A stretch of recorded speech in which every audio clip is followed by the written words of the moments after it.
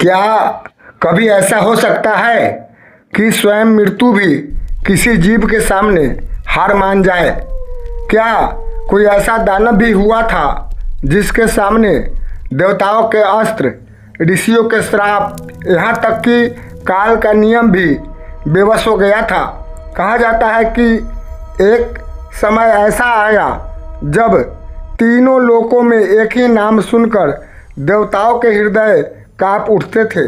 वह दानव न किसी अस्त्र से मरता था, न किसी शस्त्र से, न अग्नि उसे जला सकती थी, न जल उसे डुबो सकता था। और सबसे बड़ा रहस्य, भगवान शिव ने भी उसे मारने के लिए अपना तीसरा नेत्र नहीं खोला। लेकिन आखिर क्यों? क्या उस दानव के पास ऐसा कौन सा रहस्य था जिसे जानने के बाद स्वयं महादेव भी कुछ क्षण मौन हो गए? आज की यह कथा केवल एक युद्ध की कहानी नहीं, बल्कि उस सत्य की कहानी है जो बताता है कि अहंकार चाहे कितना भी शक्तिशाली क्यों न हो, उसका अंत हमेशा उसी जगह से शुरू होता है जहां उसे अपनी सबसे बड़ी ताकत दिखाई देती है। तो आइए चलते हैं हजारों वर्षों पहले, जब पृथ्वी पर ऐसा अंधकार उतर चुका था जिसकी कल्पना भी देवता नहीं कर सकते थे। अध्याय 1, रहस्यमय पर्वत। सतयुग का समय था। हिमालय से भी उत्तर दिशा में बर्फ और बादलों के पार एक ऐसा पर्वत था जिसका नाम सुनते ही ऋषि मुनि भी वहां जाने का साहस नहीं करते थे। उस पर्वत को काल शैल कहा जाता था। दिन में भी वहां सूरज की किरणें पूरी तरह नहीं पहुंचती थी। चारों ओर केवल काले पत्थर, सूखे वृक्ष और ऐसी निस्तब्धता मानो समय स्वयं वहां आकर रुक गया हो। कहा जाता था जो भी उस पर्वत पर गया वह कभी लौटकर नहीं आया। लेकिन उस दिन उस निर्जन पर्वत की चोटी पर एक विशालकाय आकृति बिल्कुल स्थिर बैठी थी। उसका शरीर पर्वत जैसा विशाल, आंखें बंद, सांसें इतनी भारी कि हर श्वास के साथ आसपास की चट्टानें कांप उठती थी। उसका नाम था अंधकारासुर। वह कोई साधारण दानव नहीं था।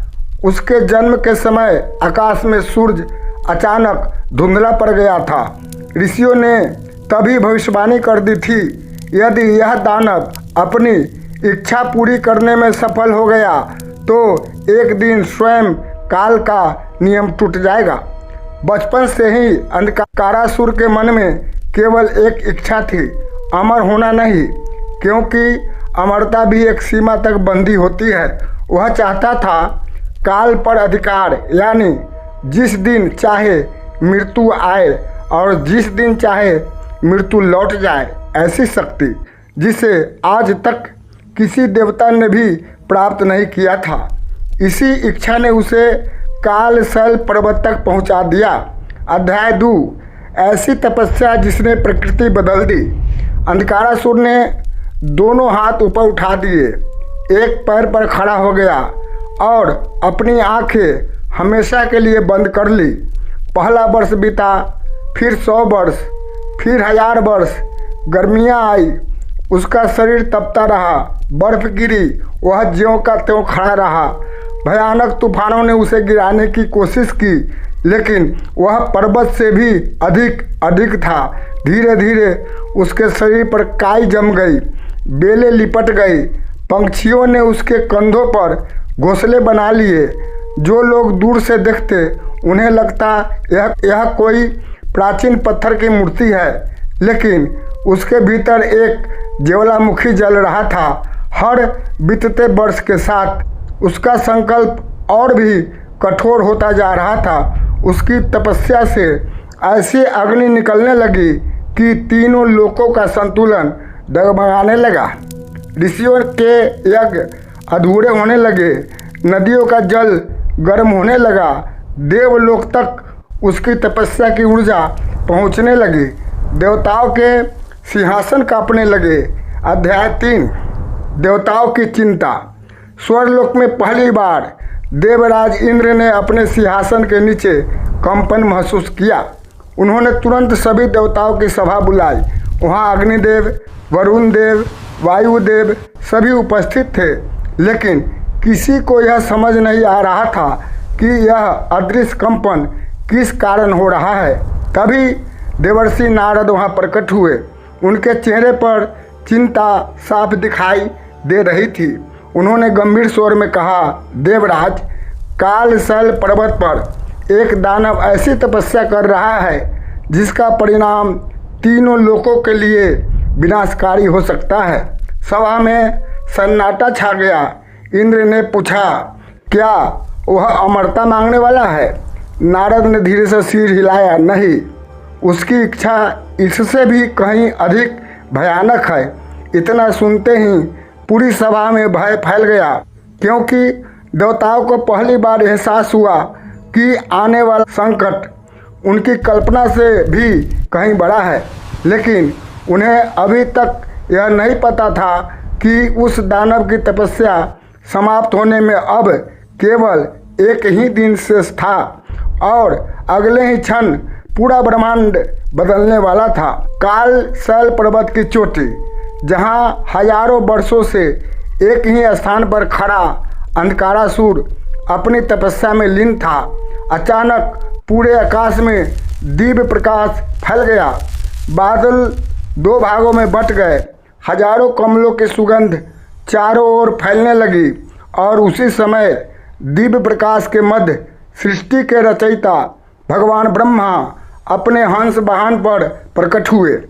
उनकी आवाज़ पूरे ब्रह्मांड में गूंज उठी, अंधकारासुर अपनी आंखें खोलो, तुम्हारी तपस्या पूर्ण हुई। दानव ने धीरे धीरे अपनी आंखें खोली। उसकी आंखों में वर्षों की तपस्या नहीं बल्कि असीम महत्वाकांक्षा जल रही थी। वह झुककर बोला, प्रभु, मुझे ऐसा वरदान दीजिए कि काल स्वयं मेरे आदेश का पालन करे। जब तक मैं न चाहूँ मृत्यु मेरे पास न आए। कोई अस्त्र, कोई शस्त्र, कोई देव, कोई दानव, कोई ऋषि, कोई श्राप मेरा अंत न कर सके। क्षण भर के लिए ब्रह्मा मौन हो गए। वे जानते थे ऐसा वरदान सृष्टि के संतुलन को चुनौती देगा। फिर भी तपस्या का नियम उन्हें बांध चुका था। उन्होंने गंभीर स्वर में कहा, तथास्तु। वरदान मिलते ही अंधकारासुर के शरीर से काले प्रकाश की लपटें उठने लगी। धरती कांप उठी, समुद्र उफान मारने लगे, आकाश में ग्रहों की गति डगमगा गई। उसने पहली बार अपनी आंखों में अहंकार भरकर कहा, अब काल मेरा सेवक है। तीनों लोकों पर आतंक। कुछ ही दिनों में स्वर्ग पर पहला आक्रमण हुआ। इंद्र का वज्र, वरुण का पास, अग्निदेव की अग्नि, सब कुछ उसके सामने व्यर्थ सिद्ध हुआ। दानव जहाँ कदम रखता वहाँ प्रकाश स्वयं पीछे हट जाता। देवता एक एक करके पराजित होने लगे। ऋषियों के यज्ञ नष्ट होने लगे। पृथ्वी पर भय फैल गया। हर ओर केवल एक ही नाम था, अंधकारासुर। कैलाश की ओर अंततः सभी देवता कैलाश पहुँचे। भगवान शिव ध्यान में लीन थे। देवताओं ने विनती की, महादेव, अब केवल आप ही हमारी रक्षा कर सकते हैं। भगवान शिव ने नेत्र खोले। उन्होंने बिना कुछ कहे अपनी दिव्य दृष्टि से पूरे ब्रह्मांड का अवलोकन किया। फिर शांत स्वर में बोले, यह शुद्ध शक्ति से नहीं बुद्धि से जीता जाएगा। देवता चौंक गए। उन्होंने पूछा, प्रभु, क्या आपका तीसरा नेत्र भी उसे भस्म नहीं कर सकता? महादेव मुस्कुराए, तीसरा नेत्र उसे भस्म कर सकता है, लेकिन उसका अहंकार नहीं। जब तक अहंकार जीवित है, विनाश फिर जन्म लेगा। सबसे बड़ा रहस्य, उसी रात भगवान शिव अकेले कालशैल पर्वत पहुँचे। अंधकारासुर उनका उपहास करते हुए बोला, क्या तुम मुझे मारने आए हो? महादेव बोले, नहीं, मैं तुम्हें सत्य दिखाने आया हूँ। दानव हंस पड़ा, जिसे काल नहीं मार सकता उसे सत्य क्या मारेगा। शिव ने अपना त्रिशूल धरती पर रखा, आंखें बंद की और पूरे ब्रह्मांड में गहरा मौन छा गया। अचानक अंधकारासुर ने अपने चारों ओर विचित्र दृश्य देखना शुरू किया। उसने देखा अनगिनत ब्रह्मांड जन्म ले रहे हैं और अगले ही क्षण विलीन हो रहे हैं। सूरज बुझ रहे हैं, तारे टूट रहे हैं, देवता बदल रहे हैं, युग समाप्त हो रहे हैं, लेकिन एक शक्ति हर बार अटल खड़ी है, समय। उसे पहली बार समझ आया, वह काल को जीत नहीं पाया, बल्कि केवल अपने जीवन की मृत्यु को रोक पाया था। काल तो फिर भी चलता रहा, उसका साम्राज्य, उसकी शक्ति, उसका अहंकार सब समय के सामने क्षण भर कर था। उसके भीतर पहली बार भय पैदा हुआ, अहंकार का अंत। जैसे ही उसके मन में यह विचार आया, शायद मैं भी सर्वशक्तिमान नहीं हूँ, उसी क्षण ब्रह्मा के वरदान की शक्ति कमजोर पड़ने लगी, क्योंकि वह वरदान उसके अटल अहंकार और संकल्प से जुड़ा था। महादेव ने तीसरा नेत्र नहीं खोला, उन्होंने केवल अपनी करुणा से कहा, जिसने स्वयं को जीत लिया उसे किसी अस्त्र से मारने की आवश्यकता नहीं रहती। अंधकारासुर के हाथ कांपने लगे, उसका विशाल शरीर धीरे धीरे काले धुएं में बदलने लगा। उसने अंतिम बार महादेव के चरणों में सिर झुकाया, प्रभु, मैं काल को जीतना चाहता था, लेकिन स्वयं को ही हार गया। अगले ही क्षण उसका शरीर प्रकाश में विलीन हो गया। न कोई युद्ध हुआ, न कोई रक्तपात, न तीसरा नेत्र खुला, फिर भी ब्रह्मांड सबसे बड़े दानव से मुक्त हो गया। दिव्य ज्ञान। महादेव ने देवताओं की ओर देखकर कहा, संसार का सबसे बड़ा शत्रु कोई दानव नहीं, मनुष्य का अपना अहंकार है।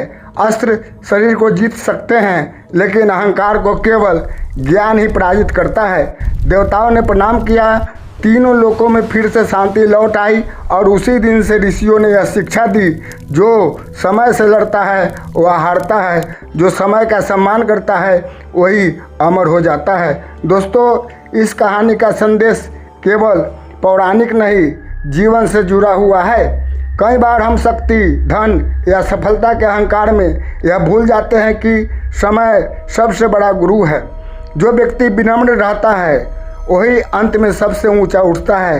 अगर आपको यह दिव्य कथा पसंद आई हो तो इसे अपने परिवार और मित्रों के साथ जरूर साझा करें। ऐसे ही रहस्यमय, प्रेरणादायक और सनातन ज्ञान से भरपूर कथाओं के लिए हमारे साथ जुड़े रहिए। जय भोलेनाथ, हर हर महादेव।